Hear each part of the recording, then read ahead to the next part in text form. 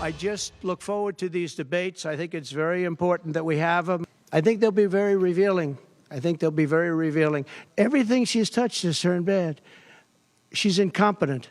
We're not falling for these folks who are trying to divide us, trying to separate us, trying to pull us apart.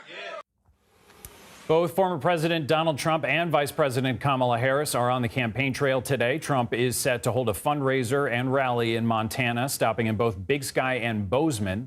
Harris and her running mate, Governor Tim Walz, are continuing their tour of battleground states with a rally in Arizona. The duo was originally set to hold a rally in Georgia today, but that was postponed because of Debbie's weather system. And we have team coverage for you this morning. CBS News campaign reporter Taurean Small is following the Trump campaign in Cincinnati, Ohio. But we're also going to start with CBS News immigration and politics reporter Camilo Montoya-Galvez, who's in Arizona ahead of Vice President Harris's event tonight. How do you expect Camilo Harris's messaging to shift in Arizona compared to other battleground states?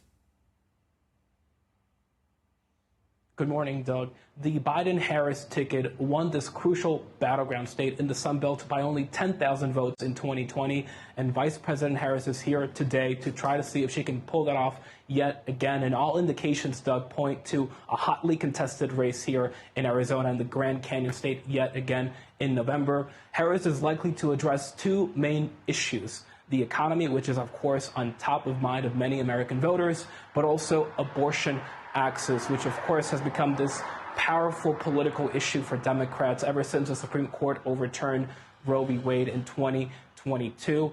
Arizona voters are actually on track right now, Doug, to see a ballot measure on abortion in November alongside the presidential contest. That ballot measure, if cleared by the courts, would enshrine abortion access if voters decide to pass it come November. And Harris's campaign believes that that could be a galvanizing, powerful voice and issue for Democrats, as Harris has been very outspoken on this issue of abortion.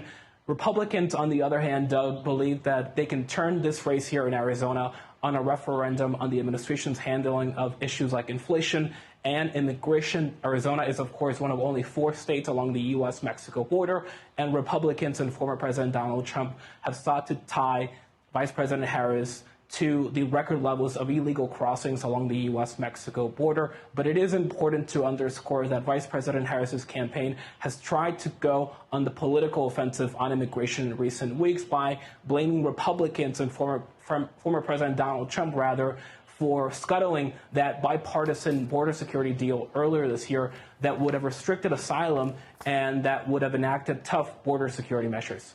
And Camilo, I want to get your take on a potentially big development. CBS News has learned that the League of United Latin American Citizens will endorse Vice President Harris, marking the first time that the nation's oldest and largest Latino civil rights organization has endorsed a presidential candidate. How big of a deal is this, and how much influence does this organization hold with that voting bloc?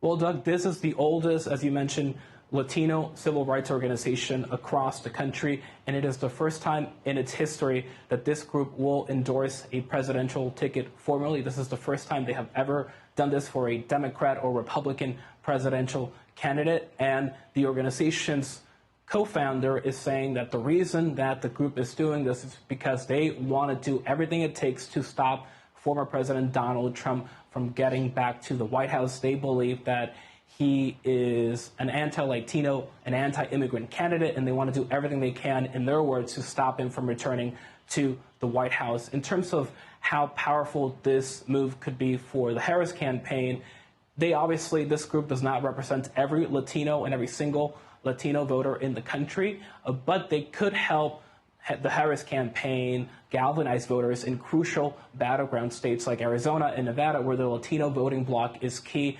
25% of the electorate here in Arizona, Doug, is Latino, and 22% of the electorate in Nevada, another battleground state in this election, is Latino. So we have to wait and see if this endorsement will pay any dividends on that front, but it will not hurt for sure because of how crucial the Latino vote is in this election.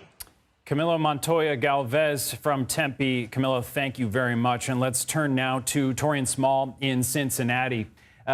Yesterday, Trump held a press conference from Mar-a-Lago where he announced those debates that he's agreed to. And before we get to Taurean, let's play some of what he said. So we have September 4th, September 10th, and September 25th. We have spoken to the heads of the network, and it's all been confirmed. The other side has to agree to the terms.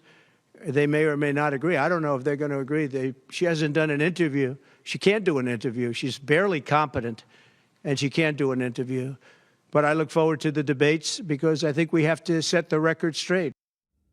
So as the former president said, the other side has to confirm. Taurean, what more can you tell us about the debates?